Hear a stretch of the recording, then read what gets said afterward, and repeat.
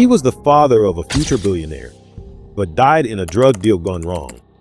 Melvin Combs didn't just vanish, he was erased. Harlem boy, no disrespect to anybody. That's where my mom was from.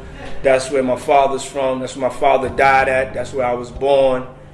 Today, we reveal the untold story of Melvin Combs, how his tragic fall intersected with the brutal worlds of Frank Lucas and Nicky Barnes, and how his son, Sean Diddy Combs, rose from that darkness. My father, he was killed when I was 3 years old. I don't have a lot of memories of my father. They say, you can't miss something you never had. That's only a little ways right, There's definitely been times as I've gotten older that I miss my father. What would you do if your father's legacy was buried under New York's drug empire? Drop your thoughts below. Was Diddy destined to rise, or did he rewrite fate? The origins of Melvin Combs. Before there was Diddy, there was Melvin. Harlem in the 1950s wasn't just the heart of Black America. It was the heartbeat of hustlers, jazz legends, civil rights warriors, and streetwise survivors. Melvin Combs came up in this intense blend of soul and struggle, where poverty was constant but ambition ran high. The streets were rich with rhythm, but soaked in danger. You either made moves or got moved out. He learned early that loyalty was currency and betrayal was fatal. Melvin wasn't born a kingpin, but Harlem had a way of turning young dreamers into desperate dealers. His story didn't begin with crime, it began with survival. And survival demands sacrifice. In Harlem, the price of ambition was everything. The Air Force escape and the fast return to the streets. Melvin enlisted in the U.S. Air Force, not out of patriotism, but desperation. The military was one of the few escapes for a young Black man seeking something more than prison or poverty. For a while, discipline replaced chaos. He saw new cities, met new people, and even briefly believed there might be another path. But the streets never forget their own. When he returned home, Harlem had changed, but so had Melvin. The streets that once raised him now welcomed him as a player, not just a bystander. And with Vietnam vets flooding back and heroin flooding in, opportunity looked a lot like destruction. You can leave the streets, but they don't always leave you. Meeting Janice Smalls, a love story cut short. Janice Smalls was everything Melvin wasn't: educated, focused, and untouched by the underworld. A student at Howard University, she had dreams of law school. Their connection was quick, passionate, and complex. She saw the charm in Melvin, but not the chaos trailing behind. When she got pregnant with their son, she hoped it would anchor him to something real. Instead, it became a countdown clock. Sean Diddy Combs was born in 1969 into a love already being torn apart by secrets, street tension, and whispers of betrayal. Janice stayed focused on her future.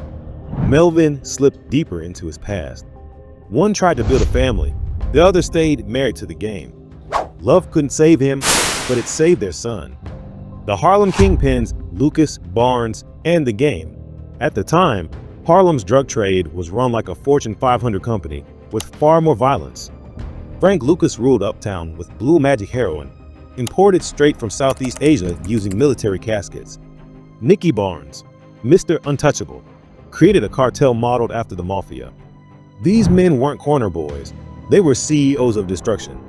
Melvin Combs operated underneath them, a trusted middleman and courier in a billion-dollar drug economy. He wasn't the face of the empire, but he knew where the bodies were buried. In the world of Lucas and Barnes, secrets were deadly, and ambition could get you erased. Melvin moved quietly, but in Harlem's heroin game, silence was never safe. He played their game and paid the ultimate price: drug money and federal heat. By the early 70s, the feds were cracking down like never before. President Nixon had declared war on drugs, and Harlem was enemy territory. DA agents, federal informants, and crooked cops were all part of the mix. Melvin Combs, caught in the middle, was juggling money, drugs, and secrets. He knew the walls were closing in, but he didn't know how fast. Federal heat was melting everything in sight. He had money in his pockets, enemies on his heels, and a growing son he barely got to hold. The danger wasn't just jail, it was death. Harlem was burning, and Melvin was standing too close to the fire. He was living on borrowed time and running out of grace. The day he died, a hit on Central Park West, January 26, 1972. It should have been an ordinary night. But Melvin Combs never made it home. His body was discovered slumped over the steering wheel of his car, bullet wounds to the head, parked near Central Park West. No one heard the shots. No one claimed the body. No one ever got charged. It was cold, calculated, and clean. It was a textbook execution, Harlem style. The streets knew what happened, even if the headlines didn't say much. Some said he got too bold. Others whispered he crossed the wrong man. Whether it was Lucas, Barnes, or someone else entirely, one thing was clear.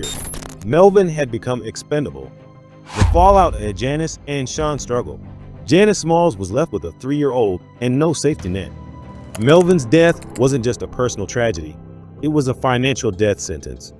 With no insurance, no support, and the looming stigma of his past, Janice was on her own. She picked up extra shifts, moved in with family, and sacrificed everything to give her son a chance at life outside the game that killed his father. Grief turned to grit. Sean watched his mother fight daily battles with bills, stress, and the ache of absence. There were no bedtime stories about Dad, only silence and the growing hunger to be more than another statistic. The connection to Frank Lucas and Nicky Barnes. Melvin wasn't just a casualty of the drug trade, he was woven into its core. His name might not ring like Frank Lucas or Nicky Barnes, but those who knew the game knew his role. Rumors say Melvin was holding sensitive intel, numbers, routes, and names that could have shaken the entire Harlem hierarchy. Some insiders believe his death wasn't over money, it was about information. He knew too much and said too little. Lucas and Barnes never acknowledged Melvin publicly, which in that world speaks volumes. Silence wasn't just golden, it was survival, and erasing someone clean was standard protocol when loyalty slipped or leverage rose. Harlem's heroin boom, the era that swallowed lives. Between 1968 and 1975, Harlem became the epicenter of America's heroin nightmare. Kids as young as 12 were shooting up. Entire buildings were gutted by addiction. The local economy thrived on poison, and the morgues couldn't keep up. While politicians debated policy and police faked progress, Harlem bled. People like Melvin, smart, street savvy, but stuck between survival and self-destruction, became footnotes in a war with no winners. The real loss? The families left behind. The psychological toll on young Sean Combs. Imagine being 3 years old, your father gunned down, and no one talks about it. That silence becomes a ghost in the house, always present, never named.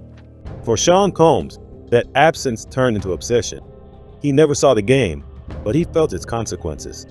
Every grind, every move, every dollar was done in the shadow of Melvin's murder. Loss became his launchpad. While other kids played ball or chased girls, Sean was watching, learning, plotting his escape. He wasn't just trying to succeed, he was trying to redeem a legacy. And every late night in the studio, every business deal was a quiet answer to the question, what would my father think? If this story is hitting you, if you feel the pain behind the headlines and want more raw, untold truth like this, pause for just a second. Hit that like button, drop a comment about what you think really happened to Melvin, and subscribe if you haven't already. Every rejection, every setback, every deal was driven by the need to matter, to make the Combs name mean something again. He wasn't running from his father's past, he was rewriting it. The mystery deepens. Was it really a street beef? Here's where things get twisted. Some Harlem OGs whispered that Melvin wasn't taken out over turf or product, but paperwork. Word on the street was Melvin might have been cooperating with the feds. Maybe not fully, but enough to make people nervous. In that world, even a rumor of snitching was a death sentence. No trial, no explanation. Truth dies fast in the game. Another theory? He held too much dirt, names, routes, bank drops. Maybe he was getting out. Maybe he got greedy. Or maybe he trusted the wrong person. But what's certain? His death was surgical, no chaos, no mess. Just a message. Frank Lucas's own paranoia. Frank Lucas didn't just fear law enforcement. He feared the people beside him. That's how deep the paranoia ran. His empire was crumbling. Informants were flipping. Betrayals were popping like landmines. In that climate, even a whisper that someone knew too much could seal a man's fate. Lucas built his empire on silence, but paranoia doesn't need evidence. It just needs suspicion. Paranoia killed faster than heroin. Some say Melvin was collateral damage in Lucas's paranoia spiral. Others believe he got sacrificed to protect bigger secrets. Either way, once your name ended up in those quiet conversations, your days were numbered. The streets remember legacy of silence. Ask around Harlem today, and you'll barely hear Melvin Combs' name. Not because he didn't matter, but because silence is survival. In that era, families didn't talk about how their loved ones died. They moved on or got moved out. But the streets remember, even when the lips don't. Ghosts don't speak, but they never leave. What's left behind is an eerie silence. No murals, no court records. Just a son who turned that silence into a soundboard for an empire. Diddy never rapped about the dope game, he rapped above it. Melvin's legacy wasn't a cautionary tale, it became a code. From tragedy to triumph, Diddy rewrites the story. Most sons of fallen kingpins follow the same cycle: prison, poverty, or the grave. Sean Combs broke that curse. He took the pain, the mystery, and the missing pages of his father's life and flipped them into a multi-million-dollar brand. From Uptown Records to Bad Boy Entertainment, every boardroom win was a silent, "I made it" pops. Where his father moved heroin, Diddy moved culture. Where Melvin chased fast money, Diddy played the long game. His father's ghost didn't haunt him, it guided him. Not by presence, but by his absence. The DNA of hip-hop: loss, hustle, reinvention. Hip-hop has always been built on pain turned into power. It's a genre forged by orphans, outsiders, and survivors. Diddy's story fits that mold perfectly.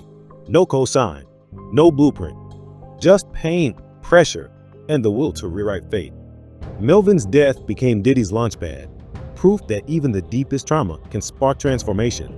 In hip-hop, scars become status. Jay-Z lost his father. Nas lost his childhood innocence. Biggie lost friends to the streets. Diddy lost everything and used that loss to build an empire that gave other artists a way out. That's the real blueprint. A kingpin's ghost in modern hip-hop. Melvin Combs never got a track. No diss song, no documentary, no hood mural. But his story lives on, in silence, in legacy, and in the man who turned grief into greatness. Every time you hear a Bad Boy beat or see a business deal with Diddy's name on it, you're witnessing a ghost move in plain sight. Legacy isn't what you leave, it's what your children build from your ashes. Melvin's name isn't chanted, it's not trending, but it matters. Because without Melvin's fall, there is no Diddy rise. His death wasn't the end of the story, it was the catalyst. Melvin Combs died alone in a car on a cold January night. No headlines, no justice, just silence. But his legacy didn't end in that front seat. It rose in boardrooms, lit up arenas, and echoed through the soundtrack of a generation. Diddy didn't just honor his father, he outlived his shadow. This is more than a cautionary tale. It's a blueprint, a reminder that even in the darkest corners of the street game, something powerful can still be born. Something louder than bullets, bigger than betrayal, stronger than silence. Remember Melvin Combs, not for how he died, but for what he sparked.